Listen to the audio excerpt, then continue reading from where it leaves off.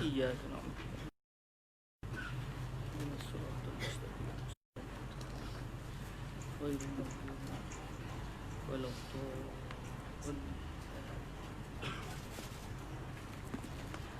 بسم الله الرحمن الرحيم. الحمد لله رب العالمين والصلاة والسلام على حبيبنا وسيدنا ومولانا محمد الكريم وعلى آله وعطرته وأصحابه أجمعين. أشهد أن لا إله إلا الله وحده لا شريك له وأشهد أن حبيبنا وسيدنا ومولانا محمدا عبده ورسوله وصفيه من خلقه وحبيبه أدى الأمانة وبلغ الرسالة ونصح الأمة وكشف الله بالغمة.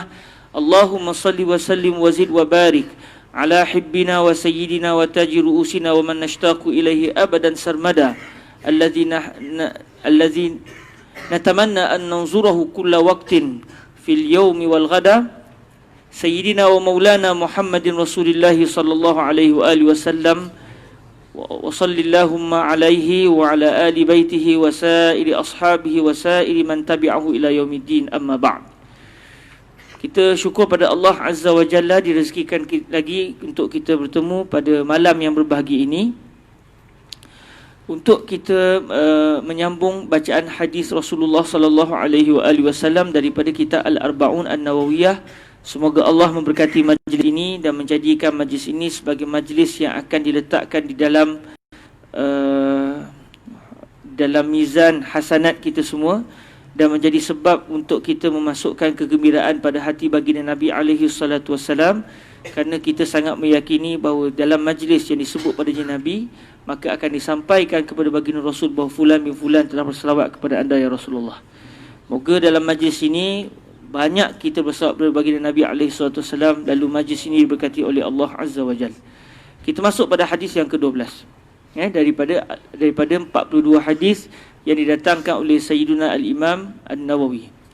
Biisnadina al-muttasil ila Sayyidina Muhyiddin Yahya bin Sharaf ibni Mira ibni Hasan ibni Husain ibni Muhammad ibni Jum'ah ibni Hizam al-Hizami An-Nawawi radhiyallahu ta'ala anhu wa ardahu wa nafa'ana Allahu bi'ulumihi wa ulumi masyayikhihi wa talamizatihi wa qurra'i arba'inah wa sa'iri musannafatihi wa syurrahiha Allahumma amin. قال رحمه الله عز وجل: الحديث الثاني عشر عن أبي هريرة رضي الله عنه قال: قال رسول الله صلى الله عليه وآله وسلم: من حسن إسلام المرء تركه ما لا يعنيه. حديث حسن رواه الترمذي وغيره. Hadis yang ke-12 ini adalah hadis yang telah dipilih oleh Sayyidina Al-Imam An-Nawawi radhiyallahu ta'ala anhu untuk menjadi hadis yang paling penting, menjadi di antara hadis-hadis paling penting di dalam Islam. Walaupun bunyinya pendek sangat. Min husni islamil mar'i tarkuhu ma la ya'nihi. Namun hadis ini menjadi satu kaedah yang patut kita pegang sampai kita mati. Sayyidina Abu Hurairah menyatakan Nabi SAW telah bersabda, di antara keelokan, di antara kebagusan Islamnya seseorang adalah dia meninggalkan apa yang tidak penting bagi dirinya. Min husni islamil mar'i tarkuhu ma la ya'nihi. Jadi tarku fulanin ma la ya'nihi min husni islamihi. Kalau kita nak susun supaya kita nampak jelas, tarkuhu tu dia adalah mubtada' muakhar. Tarkuhu ay tarkul mar'i ma la ya'nihi min husni islamihi ay islamil mar'i. Cuma kalam baginda Nabi sallallahu alaihi wasallam, kalam baginda ini kalam yang tinggi. Kita tadi susun untuk apa? Untuk mubtadi'in. Susun untuk macam kita yang baru nak belajar bahasa Arab, bagi nampak mana mubtada', mana khabar. Jadi adapun baginda Nabi, ucapan baginda adalah bahasanya indah, bahasa yang fasih. Lalu di antara kelebihan bahasa Arab ni, kadang-kadang didatangkan dahulu khabar sebelum mubtada'.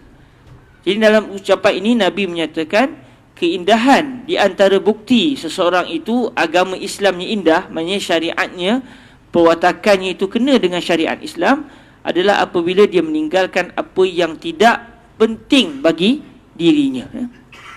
Setiap seorang di kalangan kita ada benda penting dia. Mungkin satu benda penting bagi kita tidak penting bagi masyarakat awam. Mungkin benda penting bagi masyarakat awam tidak menjadi satu kepentingan bagi diri kita. Mungkin dalam satu bidang, pentingnya satu bidang itu pada seseorang tidak pula menjadi kepentingan pada orang lain dalam bidang yang lain. Jadi setiap seseorang perlu melihat pada diri dia, apakah perkara yang penting bagi dirinya dan apakah pula benda yang tidak penting bagi dirinya. Jadi dalam hadis ini, tahulah kita melakukan benda yang penting bagi diri kita itu adalah dituntut. Manakala melakukan benda yang tak penting bagi diri kita pula adalah benda yang tidak dituntut. Sebab di situ akan berlaku daya'ul umr. Buang masa, menghabiskan umur pada benda yang tidak penting bagi diri kita. Walaupun mungkin benda itu sendiri penting bagi orang lain, namun tidak penting bagi diri kita. Maka oleh kerana itu, setiap seorang dalam hadis ini, Nabi SAW meminta kita mengenali apakah perkara penting bagi diri kita dan apakah benda yang tidak penting bagi diri kita. Talibul ilmi. Apa benda penting bagi dia? Kuasai ilmu. Apa benda penting bagi dia? Menghafaz Al-Quran 30 juzuk. Apa lagi benda penting dalam bagi diri dia? Sebagai talibul ilmi, apatah lagi di Al-Azhar Al-Syarif, dia kena kuasai bahasa Arab dengan baik. Dia kena banyak membaca, dia kena kuasai fiqh, dia kena menghafaz matan-matan. Dia tak boleh berpada dengan mata-mata yang kecil sebab dia bukan nak jadi ulama kecil. Huwa arada an yakun min kibari syuyukhil Islam wa ka'annahu Imam Syafi'i fi ahdihi wa fi zamanihi. Baik, oleh kerana seseorang itu dia nak jadi seperti Imam Asy-Syafi'i, nak jadi orang besar seperti itu, maka takkanlah cita-cita yang setinggi itu usahanya lebih kurang saja. Tak boleh. Kalau betul dia punya cita-cita yang tinggi, dia akan meletakkan target dia, meletakkan segala usaha dia untuk mencapai cita-cita tersebut. Ada pun benda-benda lain yang mungkin mengganggu dia sepanjang dia nak mendapatkan tujuan dia itu, dia kesampingkan. Mungkin benda tu ialah penting bagi orang lain tapi tidak penting bagi diri dia. Sebagai contoh, apa benda penting bagi orang lain? Benda penting bagi orang lain mungkin dia fikir nak cari rumah. Betul tak? Untuk masyarakat awam, apa benda penting bagi masyarakat awam? Cari duit. Cari duit untuk beli rumah. Okey, dalam keadaan kita pula masih lagi belajar. Adakah ketika kita masih belajar, kita pun kelang kabut nak cari duit untuk beli rumah? Tengok benda penting bagi orang di Malaysia tidak pula menjadi penting bagi kita. Baik, apa kepentingan kita? Menghafaz Al-Quran, menghafal matan. Penting ke bagi orang awam tu? Tanya pakcik dah hafal Minhaj belum? Kata Minhaj mana? Dia pun tahu saja tu. Minhaj yang mana? Yang usul fiqh ke yang fiqh? Oi. Boleh tahan makcik jangan pandang lebih sebelah mata. Tak apalah, mana-mana Minhaj lah. Mana-mana pun saya tak hafal. Betul tak? Sebab dia tidak penting bagi dia. Kerana bagi orang awam, bukan menjadi satu kepentingan untuk diri dia memahami mata-mata fiqh yang tinggi begitu. Yang penting bagi dia apa? Apa benda yang dia lakukan kena dengan syariat. Kalau dia seorang petani, yang paling penting bagi dia segala hukum hakam berkaitan dengan pertanian dia tahu. Tapi dia pula hanya seorang petani, dia bukan seorang peniaga. Dia tak perlu tahu hukum hakam berkaitan dengan perniagaan. Zakat perniagaan lah, apalah hukum riba dalam perniagaan, dia tak perlu tahu. Kalau dia nak tahu silakan, tapi bukanlah menjadi satu kepentingan bagi diri dia untuk mengetahui perkara tersebut. Apatah lagi nak hafal matan Minhajul Talibin, apatah lagi nak hafal Minhajul Usul, Imam Al-Baydawi. Bukan kepentingan bagi dia, tapi dalam masa yang sama benda itu pula menjadi kepentingan bagi talibul ilm. Apatah lagi bagi mereka yang mahu menguasai dan menceburi khusus dalam bidang fiqh dan juga usul fiqh. Tapi bagi orang yang dia punya target adalah untuk menguasai bahasa Arab secara dalam, maka ketika itu bukan kepentingan dia lagi untuk menghafal Minhajul Talibin. Sebab umur kita tak panjang dan menjadi satu perkara yang mustahil dari segi adat untuk satu orang tu dialah faqih, dialah lughawi, dialah mutakallimin. Ya Rabbi, jami'ul ulum al-mutaqaddimin wal mutaakhirin al-awwalin wal akhirin kulluha fi sadrihi. Min kibar syuyukh wala min kibaril awliya wala dah. Mustahil kan satu orang yang semua ilmu tu ada dalam dada dia. Maknanya oleh kerana itu likulli fulan likulli fardin lahu takhassusun wa lahu ahammiyah wa lahu ma ya'nihi. Setiap seorang ada benda yang penting bagi dia, yang mungkin benda tu penting bagi dia tapi tak penting bagi orang. Jadi setiap kita kena tengok apa yang penting bagi diri kita dan kita kena fokus pada benda yang penting. Ada pun benda-benda lain yang kalau kita tak tahu pun tidak menjadi satu keaiban, bukanlah menjadi tanggungjawab kita untuk menguasai perkara tersebut. Walaupun mungkin perkara itu penting bagi orang lain. Sebab apa? Kalau kita tidak melakukan perkara tersebut, kita pertama tak akan dapat matlamat yang kita inginkan. Yang kedua, kita akan buang masa dengan benda yang tak sepatutnya. Talibul Azhar Asy-Syarif datang ke Mesir, fokus dia pergi berjalan. Fokus dia nak mengetahui tentang perincian-perincian yang ada dalam komputer. Bukan nak kata benda tu tak penting. Bukan nak kata benda tu tak penting, penting. Tetapi kalau itulah semata-mata fokus dia, wow, biar tak datang Mesir. Benda tu dia boleh ambil, dia boleh dapat di Malaysia. Tapi kalau dia datang ke sini, target dia untuk menjadi seorang alim, maka dia perlu selesai. Okey, Quran dah hafal belum? Lama tak hafal lagi. Okey, dah tak target. Satu hari dah kena menghafal berjuzuk. Kena berapa muka surat. Okey, matan dah hafal belum? Kamu nak kuasai bidang apa? Saya nak kuasai bidang usul fiqh. Okey, kalau begitu matan Waraqat dah selesai. Naik sikit dengan matan Jamul Jawami'. Naik lagi dengan matan Minhajul Usul. Tiga ni kena letak. Okey, saya dalam masa sama nak kuasai fiqh. Okey, dalam sekurang-kurangnya ambillah matan Minhajul Talibin. Minhajul Talibin berapa tahun nak target? 6 tahun baru khatam. Okey, jadi dia kena susun semua tu. Dan masa ketika itu, dia tidak akan ada masa untuk berfoya-foya dan buang masa. Bukanlah masuk dia sampai nak senyum tak boleh, boleh senyum. Tapi dalam masa yang sama, bukanlah kerja dia senyum dia tiap hari. Dia ada fokus dia. Jadi hadis ini sebenarnya menjadi satu disiplin yang baik untuk kita, supaya kita ada fokus dalam hidup kita. Sebab tu kalau kita baca kisah para ulama dahulu, kadang-kadang sampai kita tak percaya, berlaku benda ini pada para ulama. Ada di kalangan para ulama kita bila masuk tandas minta tolong bacakan kitab kuat-kuat, sebab tu dia dalam tandas. Sebab dia rasa rugi 10 minit dalam tu tak boleh buat apa. Takkan nak buat kitab dalam bilik air kan. Jadi dia masuk bilik air, dia rasa rugi, buang masa. Dia minta tolong satu orang baca kitab kuat-kuat di luar tandas lah, supaya dia dengar sambil-sambil tu. Okey, tak buang masa. Ada di kalangan para ulama yang minta masa dia makan, dia rugi guna tangan. Daripada tangan dia dibuang masa dengan menyuap, lebih baik tangan dia itu digunakan untuk menulis. Akhirnya dia upah upah terus orang tolong suapkan makan, dia nganga je. Gitu, fadal kan, dia menulis. Itu memang tahap gila sungguh lah kan. Kita kata, orang KL kata, ini memang dahsyat sungguh lah ni. Tapi nak katanya begitulah sikap para ulama kita, yang mereka meletakkan bahawa saya ini ada fokus saya, maka saya tidak akan buang masa dengan benda yang tidak kena dengan fokus saya. Min husni islamil mar'i tarkuhu ma la ya'nihi. Jadi setiap seorang ni Allah Ta'ala meletakkan dia pada posisi yang tepat. Apabila kita sudah kenal apakah posisi kita, dan apabila kita berada di sini, posisi kita adalah sebagai talibul ilm, yang mana bukan semata-mata nak tahu sikit-sikit. Kan nak tahu sikit-sikit tak datang Mesir. Ni gergasi ni, Al-Azhar ni, ganas ilmunya, begitu panjang perjuangan dia. Jadi kalau kita yang pilih Al-Azhar, maka kita kena punya satu jiwa yang kental. Kata guru kami, Fadilatul Syekh Sayyid bin Shaltut Asy-Syafi'i, himmatur rijal taqta'ul jibal. Himmatur rijal taqta'ul jibal. Himmah, kesungguhan yang ada pada seseorang itu akan memotong bukit yang kuat. Bukit pun dia boleh putuskan dengan sebab himmah dia. Maknanya nak katanya benda susah pun dia akan dapat selesaikan kalau dia ada kesungguhan.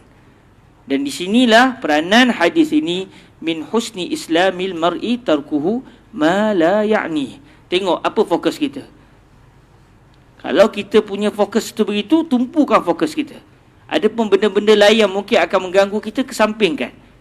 Ada masa dia, ada waktu luang, kalau kita rajin, kita tengoklah benda-benda yang sikit-sikit tu. Tapi tidaklah sampai kita fokus benda lain sehingga asal tujuan kita tergendala dengan sebab kita buang masa ke itu, dengan nak menyelesaikan benda-benda yang tidak penting. Jadi hadis ini satu hadis yang sangat penting, mengajar kita tentang cara menguruskan masa kita dan supaya kita tidak membuang masa dalam kehidupan kita yang tak banyak ni.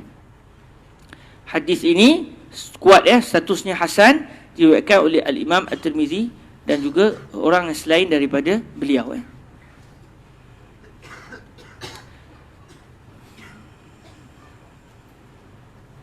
Macam-macam nak cerita ni.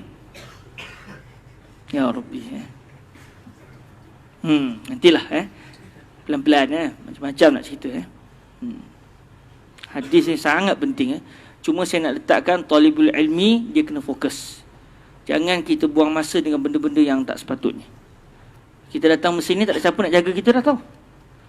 Tak ada kerja dah, Syekh Urwat nak telefon seorang-seorang intervene, tak ada dah. Tak ada siapa yang akan ambil berat tentang diri kita melainkan kita sendiri. Orang lain mungkin boleh bagi nasihat, tapi itulah bila yang menasihat tu pun kawan-kawan, kita pun kerah kepala kat biasanya.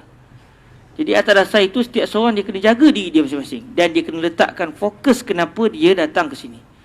Rugi kalau kita datang ke sini selama 4 tahun, 5 tahun atau lebih, tiba-tiba kita masih lagi belum hafaz Al-Quran, nahu tunggang langgang, baca kitab tak tentu hala, dengan sebab kita buang masa kita dengan benda yang tak sepatutnya.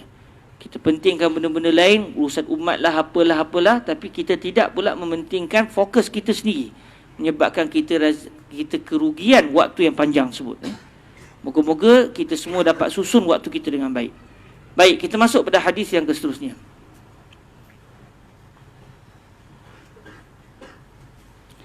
Al-hadithu thalitha ashar an Abi Hamzata Anas ibn Malik radhiyallahu anhu khadimi Rasulillah sallallahu alaihi wa alihi wasallam anin Nabi sallallahu alaihi wa alihi wasallam qala la yu'minu ahadukum hatta yuhibba li akhihi ma yuhibbu li nafsihi, rawahu al-Bukhari wa Muslim. Hadis yang ke-13 diriwayatkan oleh Sayyidina Anas. Imam Nawawi sebut beliau adalah khadimi Rasulillah, orang yang menjadi khadam, orang yang menjadi pembantu kepada baginda Nabi alaihi salatu wasallam. Berapa lama? Selama 10 tahun. Sewaktu Nabi sampai ke Al-Madinah, Sayyidina Anas berusia 10 tahun. Ketika Nabi wafat, Sayyidina Anas berusia 20 tahun. Maknanya 10 tahun pengalaman beliau bersama dengan baginda Nabi alaihi salatu wasallam, menjadi orang yang menjadi pembantu kepada baginda Nabi. Nabi tak minta, tetapi para sahabat rasa seronok kalau mereka boleh menjadi orang yang memberikan khidmat kepada baginda Nabi. Sebab tu al-hubbu yasna' kulla syai'. Cinta ini akan menyebabkan terhasilnya semua benda yang mungkin mustahil. Dengan sebab cinta, dia akan mendorong seseorang untuk melakukan apa saja. Atau orang Melayu kita pun kata cinta itu buta. Diambil daripada hadis baginda Nabi alaihi salatu wasallam. Nabi sebut hubbuka syai'a yu'mi wa yusim. Hubbuka syai'a yu'mi wa yusim. Cinta kamu terhadap sesuatu akan membutakan kamu dan akan memekakkan telinga kamu. Lepas tu orang Melayu pun ambil cinta itu buta. Maknanya cinta itu buta tu betul tu. Hadis berdasarkan hadis Rasulullah sallallahu alaihi wa alihi wasallam. Baik, Sayyidina Anas ibni Malik bersama dengan baginda Nabi selama 10 tahun. Banyaklah kalau kita tengok bagaimana beliau dengan baginda Rasul, dan cukuplah pengalaman yang panjang ini membuktikan betapa Nabi ini betul-betul insan yang lain daripada yang lain. Sehingga kata Fadilatul Syekh Yusri bin Rushdi, sebagaimana Allah tidak ada syirik baginya, maka begitu juga Nabi tidak ada syirik baginya dari sudut makhluk. Sebagaimana Allah tidak ada sekutu bagi Allah dari segi ketuhanan, tak ada satu benda pun sama seperti Allah dari sudut ketuhanan, begitu juga baginda Rasul alaihi salatu wasalam, tidak ada satu makhluk pun yang sama dengan baginda Nabi alaihi salatu wasalam. 10 tahun kata Sayyidina Anas, sekalipun Nabi tak pernah marah dengan saya, sekalipun Nabi tak pernah masam muka dengan saya, sekalipun Nabi tak pernah pukul saya. Mungkin adik-adik yang dirahmati Allah Subhanahu Wa Taala yang belum berkeluarga, mungkin kita rasa kita mungkin baca perkara ni dan kita tak dapat nak tangkap betul-betul lagi. Tapi kalau kita sudah punya keluarga, kita sudah punya tanggungjawab, tahulah bagaimana seorang ayah tu, dia boleh naik temperature dia, dia boleh naik darah dia dengan sebab anak-anak. Degil kan. Kita pun ada keluarga kadang-kadang kan, masa kita kecil-kecil tu macam-macam kita dapat kan. Semua hadiah daripada ayah dan ibu kan. Tapi atas, namun subhanallah, betapanya Nabi SAW ini, betapanya Nabi ini adalah insan yang lain, lain daripada yang lain. Kesabaran Nabi itu sampai tak terfikir kita. Biasanya kanak-kanak, tak akan ada kanak-kanak yang tak buat silap. Nak pula Sayyidina Anas, walau macam mana sekalipun, atas dasar kerana kanak-kanak umur 10 tahun, duduk dalam rumah Nabi, mesti terlanggar sana, terlanggar sini, tertumpah itu, tertumpah ini. Kalau kita, berapa cintanya Nabi kepada manusia, betapa bersungguhnya Nabi nak memastikan manusia ini memeluk agama Allah Azza wa Jal. Kecintaan itu betul-betul apa yang disebut oleh Nabi. La yu'minu ahadukum hatta yuhibba li akhihi ma yuhibbu li nafsihi. Rawahul Bukhari wa Muslim. Pertama disebut dalam hadis ni la yu'min, tidak beriman. Jadi segi akidah kita belajar, maksiat tidak menyebabkan seseorang itu keluar daripada agama Islam. Sebab tu orang yang melakukan maksiat, seorang Muslim yang melakukan maksiat, dia tidak akan terkeluar daripada agama Islam dengan sebab maksiat dia. Hatta kalau dia bunuh diri sekalipun, wali'ayazubillah min zalik, dia bunuh diri, dalam keadaan dia bunuh diri itu dia tidak pula murtad, maka dia masih lagi sebagai Muslim. Diselesaikan jenazahnya berdasarkan cara Islam. Dan terserahlah kepada Allah Azza wa Jalla untuk melakukan keputusan yang terbaik pada si mati. Mungkin dia masa dia bunuh diri itu dalam keadaan dia sangat tertekan, maka ketika itu dia sudah luar daripada kewarasan, lalu dia mati dalam keadaan dia mukallaf. Mungkin bagaimana yang pernah disebut oleh guru saya Fadilatul Syekh Husain bin Rushdi. Nak katanya, hatta kalau kita tengok orang tu berada dalam keadaan yang buruk macam tu pun, tak boleh kita sangka buruk. Sebab kita tak tahu dalam hati dia apa yang berlaku, apa musibah dia, apa yang berlaku pada dia, sampai dia boleh ambil tindakan yang sedemikian rupa. Kerana maksiat tidak akan mengeluarkan kita daripada agama Islam. Apabila seseorang itu telah beragama Islam, kalau dia melakukan maksiat macam dahsyat mana sekalipun, bunuh orang, buat macam mana sekalipun, dia masih tetap seorang Muslim. Dan orang yang melakukan maksiat, dosanya lagi banyak daripada perbuatan baiknya, maka dia ini berada di dalam masyiatillah, dia berada di bawah kehendak Allah. Kalau Allah mahukan, dia boleh masuk syurga tanpa disentuh azab. Kalau Allah mahu, dia akan dibersihkan dalam api neraka terlebih dahulu sebelum dia dibebaskan dan masuk ke dalam syurga Allah Azza wa Jalla. Jadi bila Nabi sebut la yu'min, tahulah kita maksud dia bukan dia kafara. La yu'min bukan maksud dia laqad kafara ahadukum idza la yuhibbu li akhihi ma yuhibbu li nafsihi. Kita tak kata begitu. Sebaliknya, la yu'min di sini dia ada takdir dia, la yakmul imanu ahadikum, tidak akan sempurna keimanan seorang pun di kalangan kamu semua. Kenapa kita takdirkan begitu? Kerana dalam akidah kita belajar, orang yang melakukan maksiat dia tidak menyebabkan dia keluar daripada agama Islam. Bila Nabi sebut tidak beriman, kalau ikut-ikutnya maksudnya kafir lah. Siapa yang tak sayang saudaranya sebagaimana dia sayang diri dia sendiri, maka dia telah jatuh kafir, kalau ikut zahir hadis. Tetapi hadis ini perlu difahami berdasarkan akidah, berdasarkan ilmu-ilmu yang lain. Sebab ilmu-ilmu tersebut juga datang daripada kalam baginda Nabi SAW. Jadi mustahil ilmu dengan ilmu saling bertembung. Apabila dalam akidah kita belajar, orang yang melakukan maksiat tidak akan keluar daripada agama Islam, tahulah kita maksud ucapan Nabi la yu'min di sini maksud dia la yakmul imanuhu, tidak sempurna keimanan orang tersebut. Jadi dalam hadis ni Nabi kata tidak akan beriman, maksudnya tidak akan sempurna keimanan salah seorang pun di kalangan kamu semua, sehinggalah dia suka untuk saudaranya apa yang dia suka untuk diri dia. Senangkah hadis ni kan? Sebut senang, tetapi nak amal sangat susah. Betul tak? Sangat susah. Termasuk dalam cakap ni pun letih kita nak amal hadis ni. Tapi itulah, selagi kita masih hidup, selagi kita akan berjuang melawan hawa nafsu kita, sampai hawa nafsu kita tunduk dan taat kepada Allah dan Rasulnya. Sekali menang, sekali kalah, nak buat macam mana? Sebab kita adalah sedang berperang. Bila kita akan berhenti perang, sewaktu kita dipanggil pulang oleh Allah Azza wa Jalla. Tidak akan sempurna iman salah seorang pun di kalangan kamu semua sampai dia suka untuk saudara dia. Nabi guna kalimah akhi. Maknanya kalau kita nak terjemahnya, sampai dia sayang dia sayang kepada adik-beradik dia. Siapa adik-beradik dia? Yang satu nasab ke? Tak. Bukan satu nasab, tapi maksud dia satu agama. Dan ada juga para ulama yang mengatakan maksud akhi di sini bukan maksud dia saudara kamu dalam agama semata-mata, bahkan saudara kamu dalam kemanusiaan, walaupun dia tidak beragama dengan agama Islam.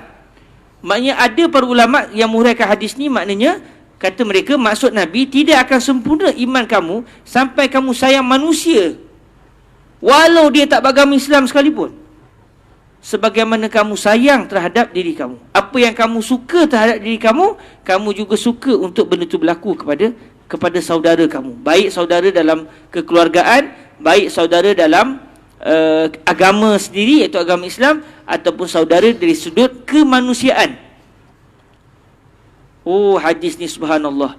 Kita ambil contoh.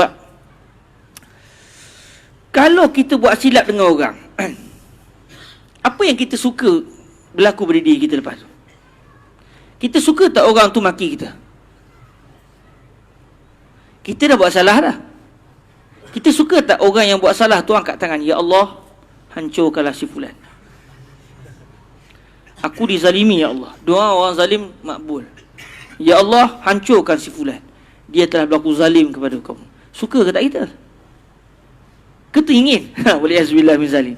Tak ada siapa suka gitu kan? Walaupun dia tahu dia dah buat salah, tapi dia tak nak orang yang dia zalimi itu mendoakan keburukan untuk diri dia. Bahkan dia nak supaya orang tu doakan yang baik-baik untuk diri dia, walaupun dia jahat ke orang tu. Itu yang kita nak kan? Ke sahabat nak yang lain? Saya nak begitu. Maknanya kalau kita nak berlaku pada diri kita begitu, itu kita kena buat kat kawan kita. Kawan kita buat zalim dengan kita, kawan kita maki kita dalam Facebook, kawan kita hentam kita ikut dan, kita nak angkat tangan, kita nak kata apa? Ya Allah, tunjukkan balasan kepada dia. Kalau macam tu, kita buat benda yang kita tak suka terhadap diri kita, tapi kita buat benda yang sebaliknya kepada orang lain. Maksudnya kita suka apa? Kita suka orang doakan baik-baik tu kita. Maksudnya sepatutnya kalau ikut hadis ni, bila orang maki kita, fitnah kita, apa yang kita doa? Ya Allah, ampunkan dosa orang tadi. Ya Allah, naikkan darjat dia, ya Allah. Ya Allah, jauhkan dia daripada kebencianmu, ya Allah. Ya Allah, pastikan dia masuk ke syurga-Mu, ya Allah. Jangan kau azab dia, ya Allah. Yang kawan itu sedap maki kita tak habis-habis ni. Seminggu tak habis ni. Maki dia. Tapi kita doa lain pula. Agak-agak lepas kita doa tu kita tension ke? Lepas kita doa kita tension ke? Dia tu memang tak tension lah, sebab dia sedap mengata kita. Kita pun tak tension, sebab kita pun seronok doakan kebaikan untuk dia. Tapi siapa boleh buat begitu? Apabila kita telah terbuat salah, katakanlah ada satu orang dia sudah tersilap, lalu dia cuba nak jaga diri dia, namun akhirnya dia terjatuh juga dalam lembah maksiat. Tiba-tiba ada orang nampak, dia sedaya upaya tak nak buat maksiat, dia berlawan lain kali kalah. Bila dia kalah, dia buat maksiat, takdir Allah Ta'ala ada orang nampak. Apa yang si pelaku maksiat ni nak masa tu? Dia nak apa? Orang dah nampak tadi. Dia nak orang tu tolong, jangan cerita ke orang lain. Tutup.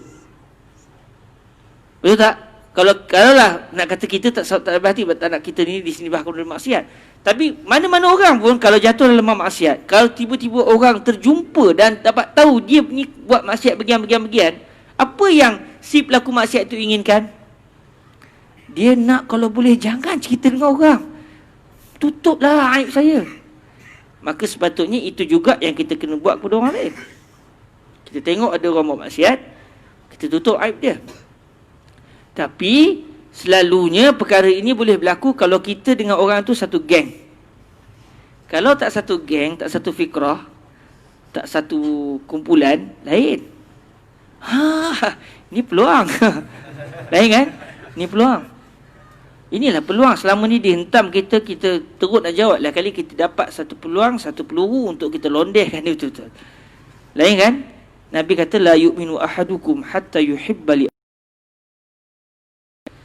Oh, hadis ini kalau nak fikir-fikir, sampai ke hari kiamat kita akan berperang dengan nafsu kita nak amalkan hadis ni. Sebab tu para hadirin rahmati Allah, hadis Nabi ni dia ada cahaya dia. Ditambah lagi kalau kita dididik oleh para guru murabbi, ketika itu kita akan dipandu oleh Allah Azza wa Jal untuk dapat melaksanakan benda-benda ni. Sebab ini semua perlukan taufik kepada Allah Ta'ala. Dalam kitab Ihya Ulumuddin disebut, apabila seseorang mengarut ni, itu katanya hati. Namun kalau kita dididik dengan hadis ini sebetulnya, kalaulah benda itu berlaku kepada mana-mana di kalangan kita, nak ke orang sangka buruk dengan kita? Walaupun kita dah salah tu, kita memang tahu kita tu memang buat maksiat, tapi nak tak kita orang tahu kita buat maksiat? Tak, kita nak orang sangka ni bukan kot. Maka oleh kerana itu yang kita nak terhadap diri kita, Maka seperti itulah kita kena sangka pada orang. Sampai Imam Al-Ghazali sebut, kalau kita tengok orang buat maksiat, jangan kata dia buat maksiat. Kata, mungkin dia tak buat maksiat ni, mungkin saya salah faham. Akhirnya dapat tahu memang maksiat, mungkin dia buat tak perasan. Mungkin dia tersilap, dia terlupa benda tu maksiat. Punyalah husnuzan tahap begitu. Tak tahulah benda ni macam cerita dongeng lah kata. Tak berlaku lah zaman kita ni rasanya. Illa man rahimah rabbuh. Ni cerita-cerita gembira kita zaman-zaman as-salafus soleh. Adapun al-khalafut talih ni tak jumpa dah. Tak jumpa dah kisah ni. Illa man rahimah rabbuh. Yang kita jumpanya, asal jumpa saja satu benda, sebarkan.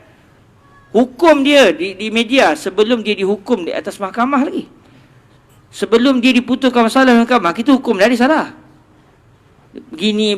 Tiba-tiba dia entah betul tak salah, tak tahu lagi tu. Tapi kita sudah menghukum dia. Sebab apa? Kita hanya yuhibbu li nafsi walakin nahnu nuhibbu li anfusina syai'an walakin la nurid an yakun hadha syai' li ghairina. Jadi dengan sebab itu hadis ini satu hadis yang sangat-sangat mudah disebut, sedap sebut, tetapi sangat sukar untuk diamalkan. Dan benda ini kalau tidak dengan taufik daripada Allah Ta'ala takkan mampu untuk dilakukan. Sebab tu perlu kepada tasawuf, perlu kepada bimbingan rohani, perlu kepada guru mursyid yang mendidik kita. Pernah satu hari, saya teringat lagi, waktu kami dalam perjalanan ke Al-Humaisarah, ke Al-Humaisirah. Tak saya sebut Al-Humaisarah. Tempat tempat di mana di situ adanya makam Sidi Abdul Hasan Ali Asy-Syadzili. Kami ikut rombongan bersama dengan Fadilatul Syekh Yusri bin Rushdi Al-Hasani. Daripada Muqattam naik dalam 2-3 bas begitu ramai-ramai, tolak lepas asar, dekat-dekat subuh sampai. Jauh. Dalam perjalanan tu biasanya kita akan singgah di ada satu perkampungan dekat Bahrul Ahmar. Jalan nak pergi ke Humaisarah tu kita akan berhenti di jauh lah daripada Kairah. Berhenti di situ. Di situ ada perkampungan yang mana di situ ada markas tarikat Ja'fariyah. Tarikat Syekh Salih Al-Ja'fari, di situ ada cabang dia. Lalu mereka dapat tahu Syekh akan ke Humaisarah, lalu dia minta Syekh turun situ, jamu kami semua, kami seronok lah kan. La yu'minu ahadukum hatta yuhibba li akhihi kan. Makan apa semua sedap, minum syai sedap betul, dengan jamuan, dengan zikrullah lah apa benda. Lepas tu dia minta Syekh cakap macam biasalah. Dalam satu hari tu bila Syekh terang jadi ada satu benda yang timbul yang mana Syekh ketika itu kritik sungguh pemikiran Wahabi ni. Kritik tu sampai kami dengar, Allah, keras betul Syekh ketika itu kritik sungguh-sungguh. Lalu satu orang yang hadir tu dia kata, ya Sayyidi ud'ullah lahum. Wahai Tuan Guru, doakanlah kebaikan kepada mereka ini yang sudah tersasar ni. Dia masih Muslim tapi tersasar daripada jalan yang sepatutnya. Lalu kata Syekh Yusri, bahkan aku mengharapkan mereka masuk syurga sebelum aku masuk syurga. Saya dengar tu nak meleleh mata tuan-tuan. Sebab kita kalau kita hentam orang, bunyi macam nasihat, tapi sebenarnya kita mana lepas geram kan? Tapi apabila beliau boleh sebut ucapan itu, bahkan aku mengharapkan mereka ini masuk syurga sebelum aku. Bahkan aku mendoakan kebaikan orang yang membenciku lebih awal daripada aku doakan kebaikan orang yang sayang aku. Itu memang saya dengar betul dalam perjalanan itu, dan dia bagi bekas tu dalam jiwa saya pribadilah. Iaitu kata Syekh Hussein, aku mendoakan orang yang maki aku, yang benci aku, itu lebih awal. Aku doakan kebaikan untuk mereka ini lebih awal daripada aku mendoakan kebaikan untuk orang yang sayang aku. Bahkan aku mengharapkan mereka masuk syurga lebih awal daripada aku. Jadi yalah, kalau nak sebut sedap lah kan, cerita orang best kan. Tapi bila benda tu akan sampai kepada kita, moga-moga Allah rezekikan. La yu'minu ahadukum hatta yuhibba li akhihi ma yuhibbu li nafsihi. Senang je. Kita suka apa terhadap diri kita, maka benda yang sama kita kena buat kepada orang lain. Kita tak nak orang tu maksiat kita, maka jangan cerita maksiat orang pada orang lain. Kita nak kalau kita tersilap dalam buat maksiat, orang sangka baik kepada kita, mungkin gini, mungkin begini, la'allahu. maka kita juga kita kena buat benda tu. Kalau kita lihat satu orang buat kesilapan, la'allahu kaza, kita letaklah apa kemungkinan walau jauh sekalipun, walaupun macam tak masuk akal, supaya mungkin begini, mungkin dia bukan niat buat maksiat, mungkin dia kena paksa, mungkin dia begitu. Maka kita akan hidup dalam keadaan gembira dan tak bersangka buruk dengan orang. Tapi itulah, moga-moga kita mendapatnya. Sebab nak buat ini hadis senang je, nak buat pun senang. Tetapi nak menjiwai betul-betul hadis ni, ya subhanallah. Ya subhanallah. Ya subhanallah. Kalau saya boleh sentuh sikit apa yang disebut oleh Al-Imam Al-Ghazali dalam kitab Ihya. Wa'lam annahu la yatimu imanul mar'i ma lam yuhibba li akhihi ma yuhibbu li nafsihi. Wa aqallu darajatil ukhuwah ay yu'amila akhahu bima yuhibbu ay yu'amilahu bihi. Wala syakka annahu yantaziru minhu satral aurah was-sukut 'anil masawi wal 'uyub. Walau zahara lahu minhu naqidu ma yantaziruhu ishtadda alaihi ghaizuhu wa ghadabuhu fama ab'adahu idza kana yantaziru minhu ma la yadmaruhu lahu wa la ya'zimu alaihi li ajlihi. Imam Ghazali sebut serendah-rendah darjat satu ukhuwah tu, satu persaudaraan itu adalah apabila kita nak orang buat kepada kita macam kita buat kepada orang macam kita nak orang buat kepada kita. Maka semestinya kita mengharapkan agar orang menutup keaiban kita, orang tak cerita tentang keburukan kita. Jadi seperti itulah yang kita kena lakukan kepada orang lain. Ya Rabb, moga-moga Allah bagi taufik kepada kita. Allahumma amin. Baik, kita lihat kepada hadis yang seterusnya. Al-hadithur rabi'a asyar. An Ibni Mas'ud radhiyallahu anhu qala Rasulullah sallallahu alaihi wa alihi wasallam, ya la yahillu damu mri'in muslimin yashhadu an la ilaha illallah wa anni rasulullah illa bi ihda thalathin as-sayyibu zani wan nafsu bin nafs wa tariku lidinihi al-mufariqu lil jamaah. Rawahu al-Bukhari wa Muslim. Daripada Sayyidina Ibnu Mas'ud, iaitu Sayyidina Abdullah Ibnu Mas'ud radhiyallahu anhu, beliau telah berkata yang Nabi SAW telah bersabda, tidak akan halal, maksudnya haram, tidak halal maknanya haram, tidak akan halal darah, maksudnya tidak boleh membunuh, maksudnya diharamkan seseorang daripada membunuh. La yahillu damu mri'in muslimin yashhadu an la ilaha illallah wa anni rasulullah illa, tidak halal darah seorang muslim pun yang mengakui tiada Tuhan melainkan Allah dan bahawa sesungguhnya saya ini adalah Rasulullah, melainkan dengan sebab salah satu daripada tiga perkara. As-sayyibuz zani, orang tua yang berzina, maksudnya orang yang telah berkahwin tetapi berzina. Wan nafsu bin nafs, jiwa dengan sebab jiwa, maknanya satu nyawa yang telah dibunuh. Maka semalam seakan-akan Imam An-Nawawi nak bagi tahu satu kaedah, jangan kita anggap orang ni munafik. Sebab wahisabuhum 'ala Allah, hisab dia, apakah ada dalam hati dia, itu adalah hanya diketahui oleh Allah Azza wa Jal. Seakan-akan Imam Nawawi nak sebutkan dalam hadis yang telah kita baca semalam, bahawa seorang Muslim itu hukum dia tetap sebagai seorang Muslim, melainkan kalau dia betul-betul declare dia keluar dari agama Islam.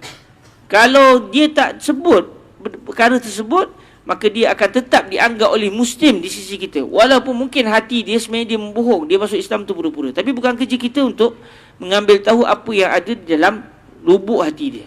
Hadis yang sedang kita baca ni pula, Nabi nak menyatakan, Imam Nawawi nak menyatakan bahawa seseorang Muslim itu haram dimain-mainkan darahnya. Tidak boleh kita membunuh seseorang sewenang-wenangnya. Tapi disebut ni la yahilu damu mri'in muslim, damu mri'in ghair muslim boleh bunuh lah. Tak boleh juga. Sebab dengan hadis yang lain, tahulah kita yang hanya halal darahnya adalah apabila dia itu bukan Muslim yang mu'tadi. Dia bukan Muslim yang dia itu melakukan kerosakan, iaitu dia berperang dengan kaum muslimin.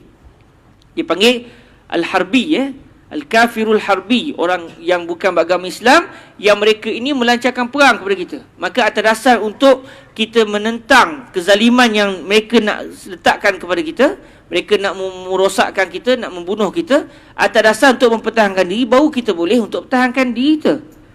Tapi kalau dia bukan Muslim, yang dia tidak mu'tadi, orang Islam di Malaysia, orang bukan Islam di Malaysia, yang hidup dengan kita baik, tak buat masalah, tak adalah pula apa namanya pergi bunuh kita apa semua, maka bolehkah kita bunuh dia? Tak boleh. Sebab Nabi SAW dalam hadis yang lain menjelaskan bahawa darah seorang zimmi itu adalah besar. Bahkan kalau seseorang itu membunuh seorang zimmi, maka Nabi yang akan menentang dia di akhirat kelak. Berat. Jadi darah itu sendiri adalah berat. Tidak boleh ditumpahkan sewenang-wenangnya. Tapi subhanallah, kalau kita lihat hari ini, hanya kadang-kadang dengan sebab perbezaan mazhab, orang Islam yang tidak mendapat didikan Islam yang betul sanggup bunuh orang Islam yang lain, sebagai yang berlaku di Iraq. Kita tengok yang di Mesir baru ni, kalau adik-adik baru sebelum adik-adik sampai, sewaktu kami pergi umrah bulan 2 tahun lepas, bulan 2 tahun ni lah, tak silapnya, bulan 2 tahun ni, dia mengiktibar orang yang pergi ziarah makam Sayyidina Husin di Masjid Sayyidina Husin itu orang yang telah melakukan syirik. Maka orang ni halal darah, dia nak pergi bom diri dia dalam masjid, subhanallah. Tapi polis dapat kesan, polis kejar, dia lari, akhirnya dia pergi bomkan juga diri dia dengan niat kononnya untuk syurga cepat tu. Matilah juga ramai juga orang sekitar meninggal, tapi alhamdulillah taklah meninggal dalam masjid tu. Kalau tidak lagi ramai dalam masjid tu meninggal di tepi jalan. Dia bom diri dia tepi jalan, ada dah 2-3 orang meninggal dunia. Nak katanya apa? Kerana dia tak faham bahawa tak boleh seseorang itu membunuh orang sewenang-wenangnya. Siapa yang boleh letakkan orang ni jatuhkan hukuman bunuh? Mahkamah. Mahkamah yang boleh memutuskan. Walaupun kita tengok dia ni, katakan kita tahu dia telah membunuh satu orang, bolehkah kita semata-mata tahu dia telah membunuh, kita pergi ambil kerih kita dekat rumah tu, yang 7 lok tu, kita pergi tikam dia atas dasar kerana Nabi sebut hadis ni? Tak boleh juga. Sebab yang meletakkan hukuman orang itu boleh dibunuh adalah mahkamah. Sebab apabila dia telah melakukan jenayah, nak kata dia tu betul-betul bersalah adalah pihak mahkamah yang menentukan. Sebab mungkin dia buat dalam keadaan dia tengah gila, mungkin dia buat keadaan dia kena paksa. Jadi benda tu perlu proses penyelidikan dan juga siasatan. Tak boleh cepat-cepat kita menghukum fulan bin fulan telah bersalah, maka layak untuk dijatuhkan hukuman bunuh.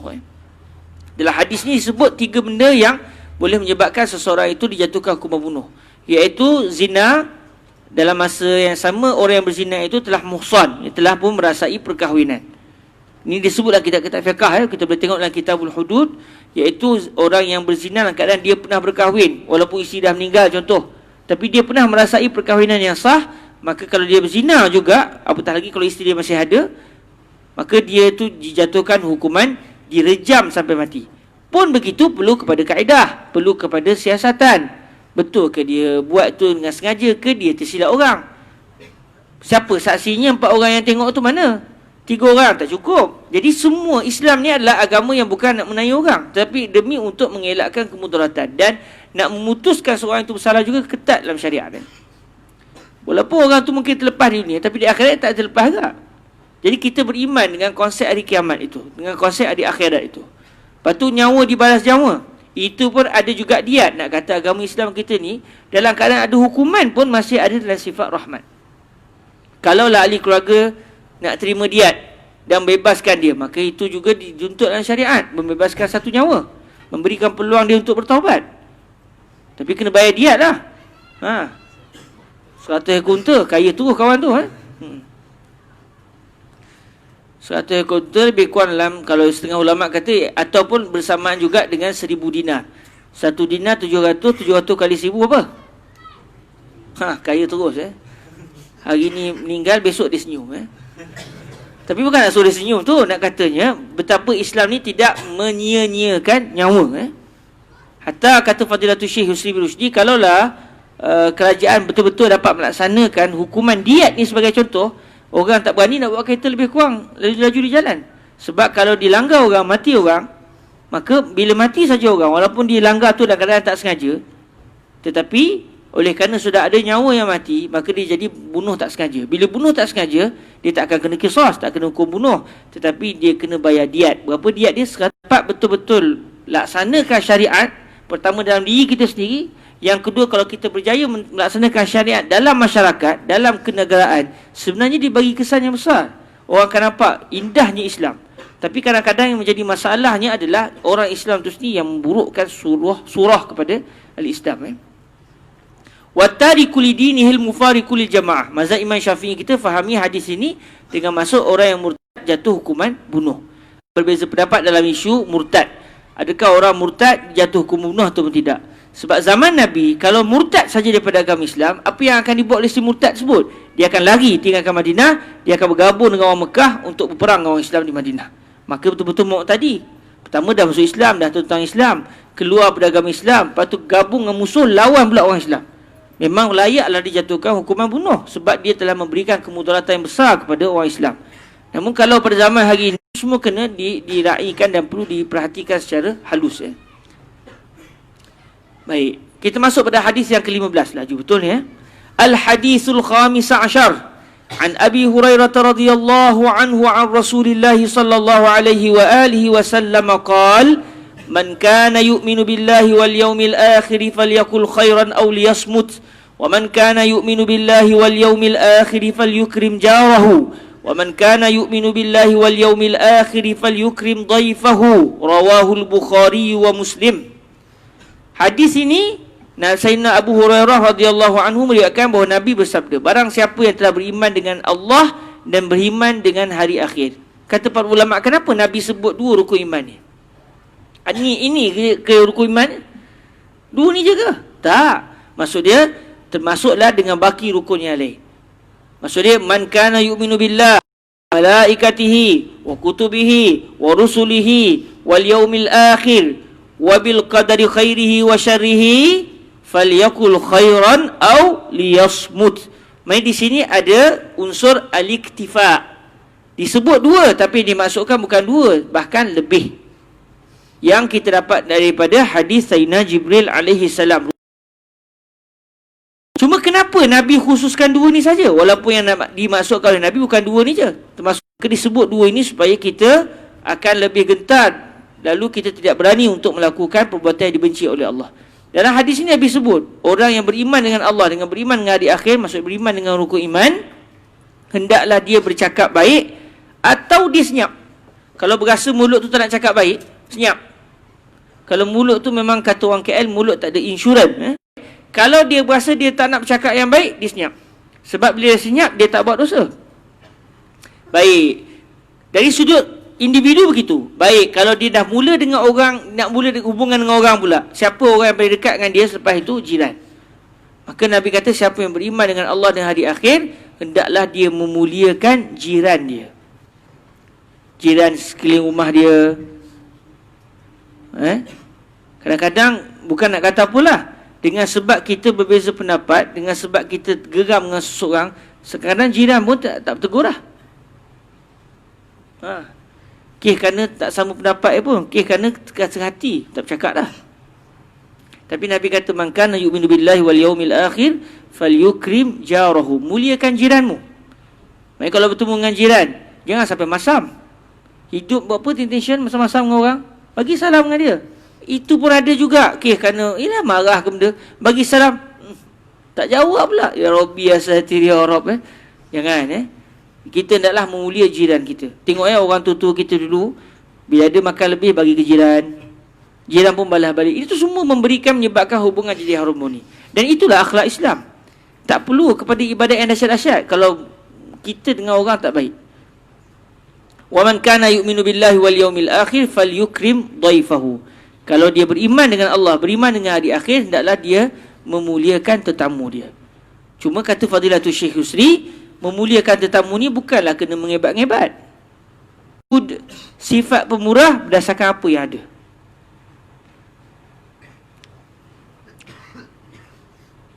Kalau tetamu datang rumah, kebetulan di rumah tu hanya ada nasi dengan telur. Okey, ahlan wa sahlan, tafadhali akhi. Jamu jiran. Kita nak muliakan tetamu kita. Janganlah dia duduk setengah jam cakap dengan kering tekak dengan apa. Bagi dia sesuatu. Okey, bagi air jamu syai tak ada gula. Jamu air kosong. Dia kata air kosong je. Buat macam mana? Syai tak ada. Ada syai, tapi kalau nak syai tak ada gula, boleh. Nak ke teh tak ada gula? Ada teh tapi orang tak minum teh tanpa gula. Melainkan orang yang diet kan. Dia kata tak apalah air kosong. Okey. Al-jud bil mawjud. Tu kaedah besar tu untuk menyebabkan kita tak rasa bersalah kan. Zaman dulu mengambil tetamu ini adalah wajib, kata Fadilatul Syekh Yusri bin Rushdi. Sebab orang zaman dulu bila dia bermusafir, bekalan makanan dia habis, dia perlu makan. Tak. Dia kerana dia memudahkan orang kan.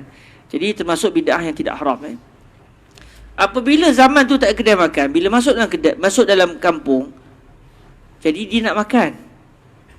Kalau dia beli bahan mentah, dia nak masak kat mana? Menyebabkan ketika itu oleh kerana tak ada kedai makan, tak ada rumah rehat, pada zaman satu ketika dahulu menjadi kewajipan bila satu tetamu masuk dalam kampung, orang kampung kena jamu dia selama 3 hari. Kena ada orang apa? Sebab dia dah cukup dah, dia dah kuat dah. Lepas tu dia sambung perjalanan dia. Zaman hari ni dah tak wajib dah. Zaman hari ni dah tak wajib dah, kata Fadilatul Syekh Yusri, sebab ada hotel, kedai makan. Jadi kalau tetamu datang rumah kita, kita boleh lah, tapi itulah dia akan masuk sekabah lah kan. Bila tetamu datang, nak makan apa? Kalau nak makan ni, ini harga dia. Okay, kalau nak makan ni, ini harga dia. Awak nak makan mana? Pilih je mana, saya boleh sediakan. Kalau nak makan nasi petaya, harga dia banyak ni. Give your money, I give you what you want. Kalau ketika itu, dia tak jadi wajib dah. Tetapi dia dianggap benda yang mencemarkan maruah. Boleh pula tetamu datang rumah, tak nak makan apa sedap tu. Tiba-tiba, kalau nak makan ni, bayarannya sekian. Ini kita kata tetamu kurang asam atau memang tak ada asam. Okey, jadi maknanya memuliakan tetamu ni dituntut dari segi syarak. Memuliakan tetamu dari sudut bagi dia pakaian, bagi dia rehat, bagi dia makanan, melihat kepada kemampuan yang kita miliki. Sebab la yukallifullahu nafsan illa wus'aha. Hadis ini rawahul Bukhari wa Muslim. Baik, kita masuk pada hadis yang ke-16.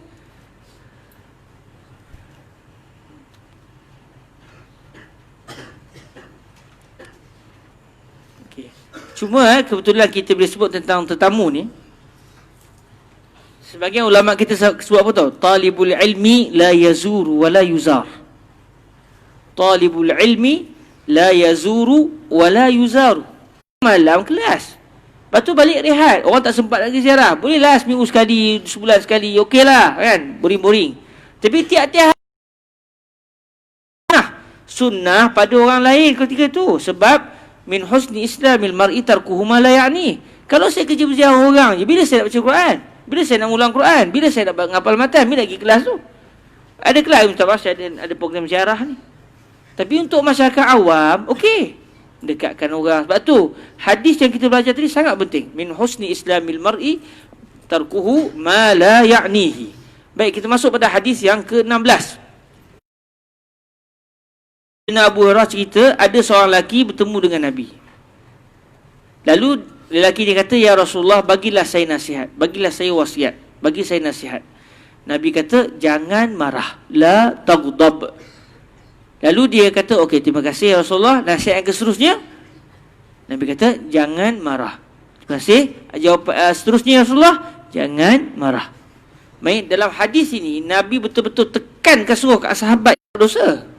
Sama juga kalau tiba tersuka dengan satu orang, juga tidak berdosa. Tak? Tengok isteri orang ni, cantiklah dia. Astagfirullahalazim. Tersuka pula dengan bini orang lah. Kita tak berdosa tu. Main tak berdosa boleh? Boleh apa? Boleh ngorat lah. Yang tu haram. Bini orang pergi mengorat pula. Tapi kata tadi tak berdosa. Tak berdosa dengan sebab perasaan tu. Perasaan tu kita bukannya kita yang menciptakan perasaan tu. Perasaan marah, perasaan benci itu bukan dalam tangan kita. Itu semuanya adalah campakkan daripada Allah Azza wa Jalla. Sebab tu kata Syekh Sa'ad Jawish Al-Husaini, hafizahullah Azza wa Jalla, guru kami semua, kalau kamu suka pada satu orang atau kamu benci pada satu orang, itu kamu tak boleh buat apa dah. Itu adalah bukan leluasa kamu, itu bukan kemampuan kamu. Tetapi yang kamu akan bertanggungjawab adalah kamu melakukan perbuatan selepas itu. Marah dengan orang. Contoh, macam mana tak marah? Kata contoh, kita tengah sedap ni, datang ke kita, apa khabar? Sihat? Muka macam muka orang jahat. La haula wala. Muka macam orang jahat nampak macam banyak dosa tu. Agak-agak kita boleh agak macam nak kata apa? Nak kata apa? Orang biasalah, orang biasa akan apa perasaan dia? Berubah muka. Dan antara subhanallah apa yang disebut oleh tak jadi kita ni kat sebelah dah. Antara yang disebut oleh Fadilatul Syekh Yusri bin Rushdi, saya tukar nakal je, apa yang saya dengar saya sebut, apa yang teringat saya cerita. Apa yang disebut oleh Fadilatul Syekh Yusri, antara kelebihan baginda Nabi, kau tak tahu bapak kau pun jahat juga. Nampak? Yang tu kita bertanggungjawab. Kita dah marah, kita dah marah. Akhirnya dia maki kita, kita balas balik. Membalas balik yang menyebabkan jadi pergaduhan itu diharamkan syarak. Jadi sebab itu benda ni memerlukan kepada ar-riyadah, memerlukan kepada latihan. Dan latihan itulah yang dititik beratkan dalam ilmu tasawuf. Menjaga hati, menjaga kemarahan. Dan pernah ada seorang sahabat saya daripada, siapa nama sahabat saya tu, Ustaz Said apa, dia orang Pahang, ingat lagi muka dia.